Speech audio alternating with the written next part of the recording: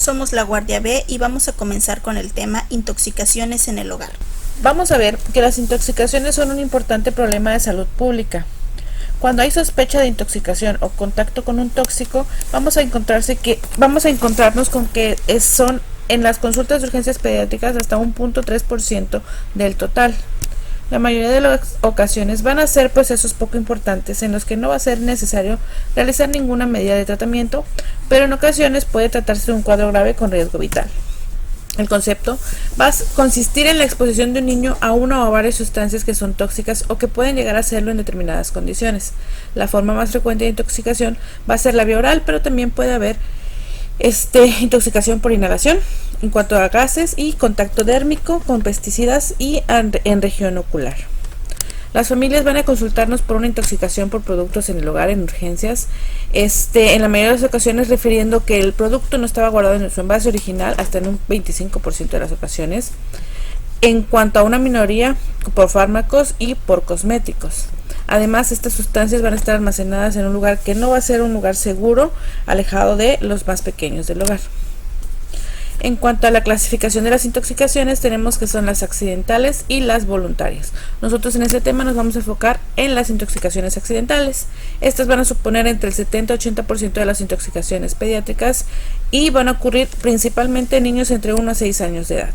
Suelen no ser graves y frecuentemente van a estar causadas por un solo producto que pertenece al entorno doméstico. Y en cuanto a las intoxicaciones voluntarias, van a ser más graves, se caracterizan porque predominan adolescentes en sexo femenino y puede ser causada por múltiples drogas, medicamentos que van a afectar el sistema nervioso central. Vamos a tener que los tóxicos más frecuentes entre los niños menores de 7 años, vamos a encontrarnos que los productos del hogar representan hasta un 25% de estas intoxicaciones. Dentro de este grupo, los cáusticos van a ser los agentes más frecuentemente implicados y la mayoría de estas intoxicaciones se va a dar en niños de 1 a 4 años.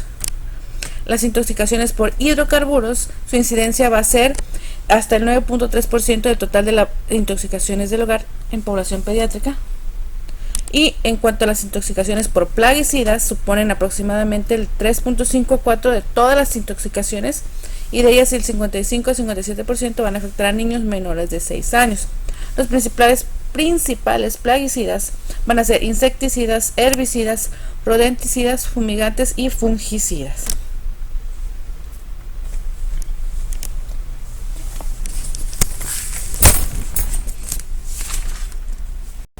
Vamos a hablar sobre las intoxicaciones más habituales por productos del hogar. Bueno, las más habituales son por álcalis cáusticos. Bueno, aquí como lo podemos ver en las tablas, serían los principales: hidróxido sódico, que estos se encuentran en productos de limpieza doméstica, fabricación de jabones caseros, limpieza y decoloración de aceitunas, limpiadores de hornos. Los hidróxidos potásicos, que son productos de limpieza doméstica, los carbonatos sódicos y calcio, sales sódicas, hipoclóricos y amoníacos. Bueno, estos son álcalis porque producen lesiones cáusticas con un pH mayor a 12 y dan lugar a una necrosis por licuefacción que favorece la profundización de las lesiones y mayor riesgo de perforación aguda. Esto afecta principalmente lo que es el esófago. Aquí en la segunda tablita vamos a ver los agentes, que son ácido sulfúrico. Bueno, esto se va a encontrar principalmente en baterías, pilas, limpiadores industriales, plateado de metales, los ácidos oxálico, que son limpiametales, desatascadores, desinfectantes, pulidores de muebles, limpiadores de WC y quitamanchas, Bueno, estos son los ácidos que producen lesiones cáusticas con un pH menor a 3, dando lugar a necrosis por coagulación, con formación de escaras y menor riesgo en perforación, y afectan principalmente a lo que es el estómago. Bueno, ahora seguimos con las intoxicaciones por compuestos hidrocarburos. Bueno, aquí en esta tablita podemos ver los clorados, los alifáticos, los aromáticos, éteres, aldehídos y entre otros. Aquí los importantes sería el metanol, etanol, propanol, butanol y etilglicol dietiléter. Y pues en los aromáticos, que son benceno, tolueno, xileno y naftaleno. Cloroformos, bueno, aquí estos son líquidos incoloros y no inflamables, tienen olor y sabor dulzones, son muy volátiles y liposolubles. Aquí principalmente son disolver en laboratorios e industrias químicas. Su mecanismo de acción es producir intoxicación vía respiratoria, digestiva o dérmica, y pues estos van a producir lo que es la muerte con ingestión oral en solo 10 mililitros. Provoca lo que es la degeneración grasa del hígado, riñón y corazón. En los diclorametano, bueno, también estos son líquidos, son incoloros, son muy volátil y muy tóxico. Aquí su mecanismo de acción son solventes desengrasantes y quita manchas de pinturas. Esto se absorbe por el pulmón, aparato digestivo y piel alterada, provocando lo que es la depresión directa del sistema nervioso. Metaboliza lo que es el hígado, dióxido de carbono y monóxido de carbono. Bueno, aquí el benceno, este es líquido claro, es muy volátil e inflamable, con intenso olor dulzón. Este es principalmente lo que es en la industria, se usa en la manufactura de cauchos, lubricantes, pinturas, detergentes, medicamentos y plaguicidas. Toxicocinética, bueno, absorbe lo que es vía respiratoria, digestiva y es muy liposoluble. Aquí el tolueno, bueno, este es un líquido claro, volátil, de olor dulzón también, es poco soluble en agua y muy liposoluble. Su fuente de exposición se añade a lo que es la gasolina junto con el benceno y el xileno. Tiene una toxicocinética donde absorbe la vía inhalatoria y digestiva. Tiene un 80% donde se va a metabolizar lo que es el hígado y el 20% se va a eliminar sin cambios lo que es en el pulmón. Acetona, este es un solvente líquido, incoloro, volátil, inflamable y de olor dulzón. Toxicocinética, bueno, absorbe rápidamente a través del pulmón y vía digestiva. Se va a excretar sin transformar en orina y a través de la mucosa respiratoria con una velocidad plasmática de 20 a 30 horas. Bueno, ahora seguimos con intoxicaciones por detergente. Aquí pues los detergentes en todo producto cuya composición ha sido estudiada para colaborar con los fenómenos de detergencia, y se va a basar en componentes. También se va a incluir lo que son lavavajillas, productos de lavado de ropa y superficies y todo aquello que se va a basar en tensioactivos. Aquí más interés toxicológicos van a tener una tensioactivos catiónicos que se utilizan mayoritariamente en los suavizantes para lo que es la ropa, desinfectantes y productos industriales. Seguimos con intoxicaciones por plaguicidas. Bueno, aquí la vía de absorción de la mayoría de los plaguicidas son por inhalación, por ingesta, ya sea accidental o autolítica, y por penetración cutánea. El peligro más significativo para los niños es la ingesta accidental. El primero sería organofosforados y carbamatos, que estos son insecticidas más usados actualmente. Estos se van a utilizar lo que es jardines, en el hogar, en agricultura y en la práctica veterinaria. Son muy tóxicos, se absorben por inhalación y por ingestión o por vía cutánea. Los herbicidas paraquat y diquat, estos son piridilos. Estos afectan lo que es el tracto gastrointestinal, riñón, hígado, corazón y otros órganos. El paraquat causa dificultad respiratoria, mediastinitis, fibrosis pulmonar, manos secas y agrietadas y caída de lo que son las uñas. La ingestión produce sensación de quemadura en la boca, garganta, gastralgia, vómitos, perforación esofágica, edema pulmonar, pancreatitis, afectación renal del sistema nervioso central y puede ser rápidamente mortal. El diquat produce toxicidad neurológica. Otro serían las cumarinas e indandionas, que estos son las warfarinas y las superwarfarinas, que son rodenticidas. Estos van a deprimir las síntesis hepáticas de factores dependiendo de la vitamina K, producen hemorragia, aumenta el tiempo de protrombinas a las 24, 48 y 72 horas de la ingestión, persistiendo de 1 a 3 semanas. Bueno, los fumigantes, que son antipolillas, que sería el naftaleno, es un hidrocarburo blanco en bolitas utilizado como repelente para las polillas.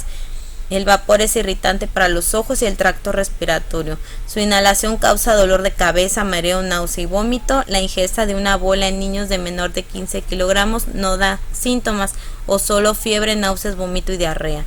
Dosis superiores pueden causar convulsión, coma, especialmente en niños, hemólisis, metamoglobinemia, hiperbilirrubinemia, encefalopatía, kernicterus y daño tibular renal. La dosis letal es de 2 gramos.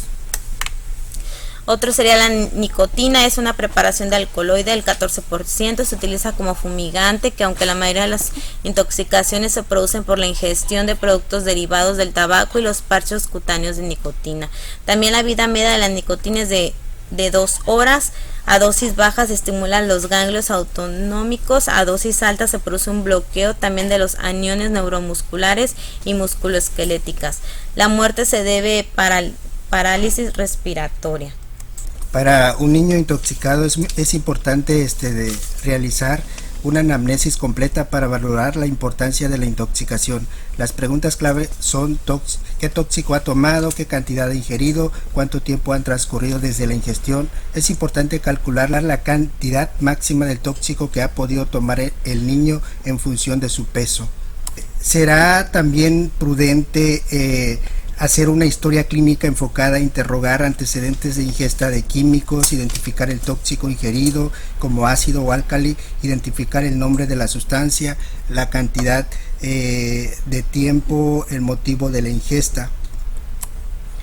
En la exploración física deberá ser precisa y sistematizada. Se tomarán las constantes como es la presión arterial, la frecuencia cardíaca, la frecuencia respiratoria, saturación de oxígeno, a nivel del sistema nervioso central, valorar el nivel de conciencia, el tamaño de las pupilas, aparato circulatorio, la frecuencia cardíaca, alteración de la tensión arterial, arritmias, a nivel del sistema respiratorio, hiper o hipoventilación y aparato digestivo, vómitos.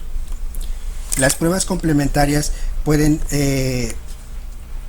la mayoría de los niños que han contactado con un tóxico no necesitan pruebas complementarias, incluso en ocasiones estas pueden retrasar las medidas de descontaminación. En la consulta de atención primaria debería realizarse una determinación de la glucemia capilar en los niños que tengan decaimiento o disminución del nivel de conciencia. Si se dispone de un electrocardiograma y puede realizarse sin pérdida de tiempo, estaría indicado en los pacientes que han ingerido medicamentos que producen alteraciones cardíacas como los antidepresivos cíclicos. En la intoxicación por detergentes,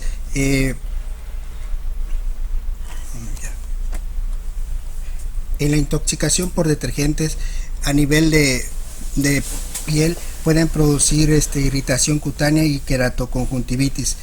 A nivel gastrointestinal puede dar lugar a irritación gastrointestinal ligera o moderada con picor bucal, náuseas, vómitos y diarrea. Y las pruebas complementarias, si existe sospecha de neumonitis, tos, disnea, se solicita radiografía de tórax y gasometría, y si hay vómito y diarrea importantes, descartar deshidratación y se solicita electrolitos séricos. En la intoxicación por cáusticos, los niños con este tipo de intoxicación se pueden presentar con llanto continuo, rechazo de las comidas o bebidas, babeo, ulceraciones bucofaringeas, estridor, vómito y dolor abdominal. Las intoxicaciones graves se pueden asociar con un síndrome de dificultad respiratoria aguda, edema de las vías aéreas y shock. En los estudios diagnósticos, los análisis clínicos deben incluir hemograma completo, estudios de electrolitos séricos, pruebas de función renal, coagulograma, gasometría arterial, urea, creatinina y glucemia. En la radiografía, en caso de que el paciente presente dificultad para respirar, en la endoscopía es la exploración más útil para valorar la gravedad, la extensión y pronóstico de las lesiones, así como la actitud terapéutica a seguir. Se deberá realizarse entre las 6 y las 48 horas posteriores a la ingesta.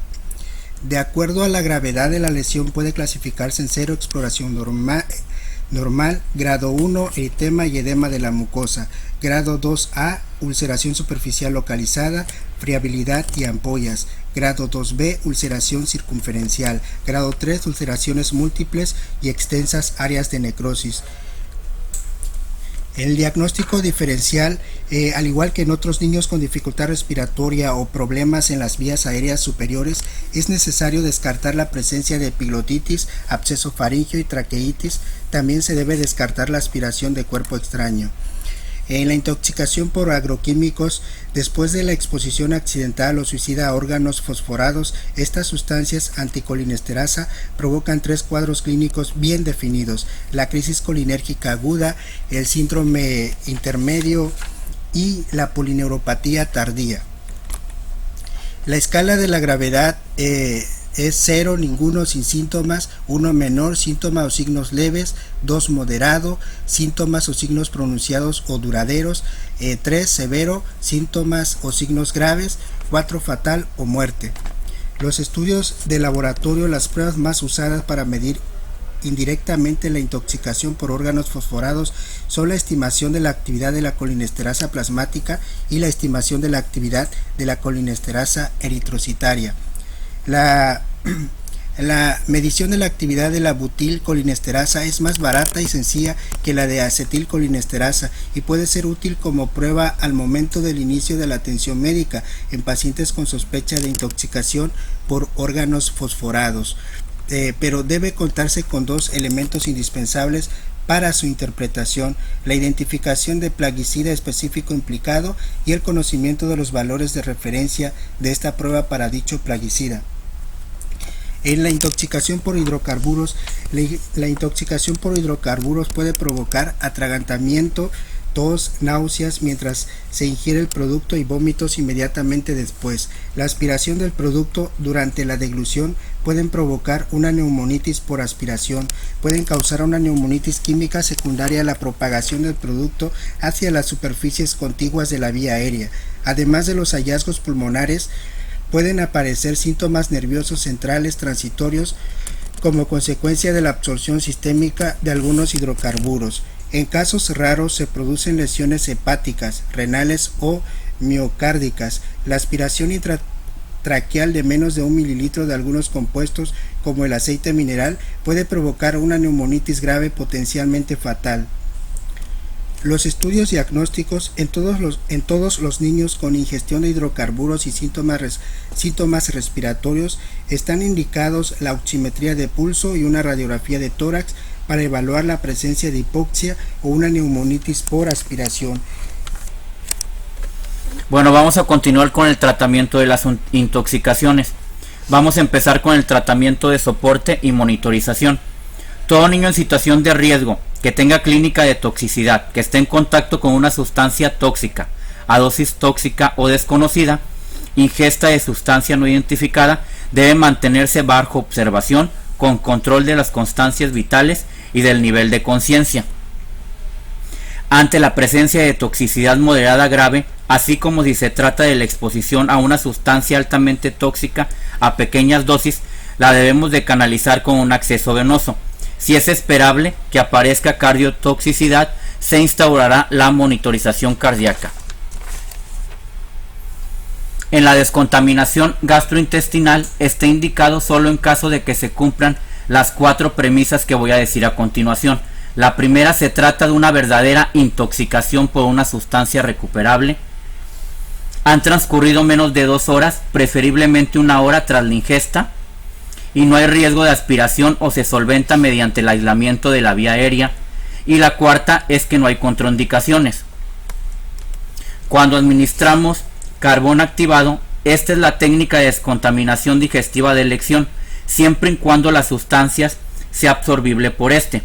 El acrónimo FAILS recuerda las sustancias con una baja absorción por el carbón activado, es decir, las sustancias que tienen falla, las cuales son los pesticidas, hidrocarburos, ácidos, álcalis, alcoholes, el hierro, metales pesados como el litio y los disolventes. Se va a administrar preferiblemente en la primera hora tras la ingesta una dosis de 1 gramo por kilogramo por vía oral, máximo 25 gramos en menores de 14 años. En mayores de 14 años es máximo de 50 gramos, pero vamos a priorizar la correcta tolerancia. Debe tenerse en cuenta que la administración mediante sonda gástrica aumenta el riesgo de complicaciones, por lo que el balance riesgo-beneficio puede modificarse si este es necesario. Va a estar contraindicado en las siguientes situaciones: cuando la vía aérea no protegida en pacientes con disminución del nivel de conciencia, hay una obstrucción, riesgo de hemorragia, perforación gastrointestinal o una ingesta de cáusticos e hidrocarburos. El lavado gástrico debe ser usado de manera excepcional y solo debe considerarse cuando la cantidad del tóxico ingerido en la hora previa sea potencialmente peligrosa para la vida y la sustancia no sea absorbible por el carbón activado. Las recomendaciones internacionales son cada vez más restrictivas en este sentido, y en la última revisión de las declaraciones europeas de la asociación dice que en la rara situación en que la realización de un lavado gástrico pueda parecer adecuado, el clínico debería administrar carbón activado o aplicar medidas de soporte y monitorización en lugar de realizarlo. El lavado intestinal tiene indicaciones muy concretas, las cuales son 3. Cuando hay una intoxicación grave por sustancias no absorbibles por carbón activado, como lo es el hierro, litio, potasio. Cuando hay una intoxicación por sustancias de liberación retardada, con sustancias de liberación retardada o con cubierta entérica si han transcurrido más de 2 horas y hay una ingesta de parches de medicación o de paquetes de drogas de abuso. En el lactante y niño pequeño generalmente es necesario la colocación de una sonda nasogástrica para poder administrar la solución de polienitiglicol a un ritmo de 250 a 500 mililitros hasta que el líquido evacuado sea claro de 4 a 6 horas. Y por encima de los 6 años se administra de 1000 mililitros por hora y en los adolescentes de 1500 a 2000 mililitros por hora. Está contraindicado en caso de compromiso respiratorio, cuando la vía aérea no está protegida, hay inestabilidad hemodinámica, cuando hay obstrucción, perforación o hemorragia gastrointestinal. La descontaminación cutánea ocular: si existe un contacto con un tóxico a través de la piel o los ojos, debemos realizar cuanto antes una descontaminación externa. Esta se basa en la aplicación de agua abundante durante 15 minutos. Cuando el tóxico implicado es un cáustico o agente corrosivo, la descontaminación es una emergencia y debe iniciarse en la primera fase de atención al paciente dentro del ABCDE. En un paciente que ha ingerido cáusticos, siempre y cuando esté estable y la ingesta haya sido accidental o voluntaria, si tenemos pacientes con lesiones con un pH mayor a 3 o menor a 12 y haya sido, por ejemplo, con lejía de uso casero, se podrá considerar su egreso, mientras que un paciente sintomático, que son los síntomas que ya nos explicaron, tendremos que mantenerlos en una dieta absoluta, mediante sueroterapia, es decir, administración de líquidos por vía intravenosa, así como la protección gástrica mediante inhibidores de la bomba de protones, antieméticos para evitar la regurgitación y el posterior daño incrementado a los tejidos, darles analgesia, a realizar los estudios complementarios como son una biometría hemática, química y electrolitos séricos, así como una radiografía de tórax y abdomen para descartar otras lesiones. La endoscopía se realizará solo si se sospecha perforación o si hay obstrucción de la vía aérea superior. No se debe realizar antes de las 6 horas y tampoco después de las 48 horas secundarias a la ingestión.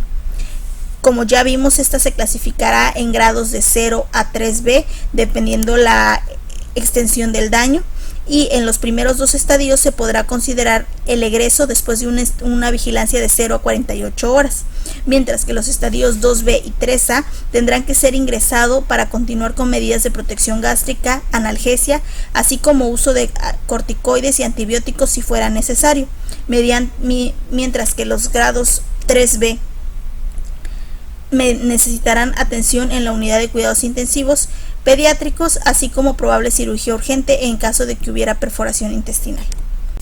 Mientras que en los pacientes inestables se debe de mantener una vía aérea permeable, valorar la intubación precoz, el uso de oxigenoterapia, así como canalizar una vía y administración de fluidos. Es importante recordar que no se debe utilizar carbón activado, no se debe realizar lavados gástricos y bajo ningún motivo se debe de inducir el vómito. En el caso de las intoxicaciones por detergentes no cáusticos, no va a ser necesaria la descontaminación. Si el paciente no está vomitando, se podrá considerar la dilución con agua o leche. En un paciente asintomático, se podrá egresar a su domicilio después de una breve observación en urgencias, mientras que en un paciente sintomático tendremos que valorar las posibles complicaciones de los síntomas. En aquellos que presentan vómitos o diarrea franca, se tendrá que realizar una determinación del hematocrito, así como una gasometría y valorar la rehidratación, posterior a lo cual, si hay éxito, se podrá ingresar a su domicilio y de no haberlo, se considerará el ingreso al hospital. Mientras que aquellos presentan tos y disnea, se necesitarán estudios complementarios de imagen y gasometría. Aquellos con alteraciones musculares se necesitarán determinaciones de calcio sérico. Aquellos que presenten confusión, agitación u otras afectaciones al sistema nervioso central tendrán que valorar su ingreso. El manejo de las intoxicaciones por plaguicidas, como son organofosforados y carbamatos, debe ser de inicio inmediato. No se debe esperar a la confirmación por laboratorio. Se debe realizar una monitorización cardiopulmonar continua, así como un registro continuo de electrocardiograma. Las medidas de soporte vital: oxigenar al 100% antes de administrar atropina para minimizar el riesgo de fibrilación ventricular. La ventilación mecánica si es necesario. La descontaminación cutánea y ocular será mediante el retiro de la ropa, lavado de piel y cabello con agua y jabón y lavado de ojos con agua abundante. El personal de salud debe proteger la ropa se debe proteger de la ropa y el vómito con guantes de goma, no de vinilo ni de látex. La descontaminación gastrointestinal en el caso de la ingesta se puede hacer mediante lavado gástrico, pero debe usarse solo cuando se cumplen dos criterios: que el paciente se encuentre dentro de la hora de la ingestión del veneno y que la cantidad de la toxina sea importante. Si los pacientes están después de la hora, el contenido gástrico ya se habrá pasado al intestino delgado y el lavado no sería eficaz. Se puede utilizar carbón activado a dosis de 1 gramo por kilo en la primera hora tras la ingesta. Dentro de los antídotos tenemos a la atropina, que se debe utilizar a dosis de 0.05 miligramos por kilo y doblar la dosis cada 3 a 5 minutos hasta que cesen los síntomas y signos muscarínicos pulmonares, como secreciones respiratorias y broncoconstricción. Podemos orientarnos a dosis de 7 a 18 kilos a 0.5 miligramos por kilo, de 19 a 41 a 1 miligramo y aquellos mayores a 41 kilogramos a 2 miligramos por kilo. Se debe mantener la tropinización con dosis repetidas durante un periodo de 2 a 12 horas o mayor, dependiendo la severidad del caso.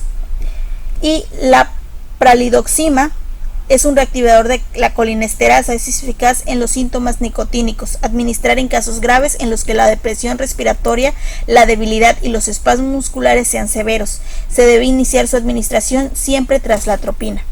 Las benzodiazepinas están indicadas en las convulsiones y deberán ser tratadas con diazepam. No hay evidencia del efecto de la fenitoína, por lo que no se recomienda.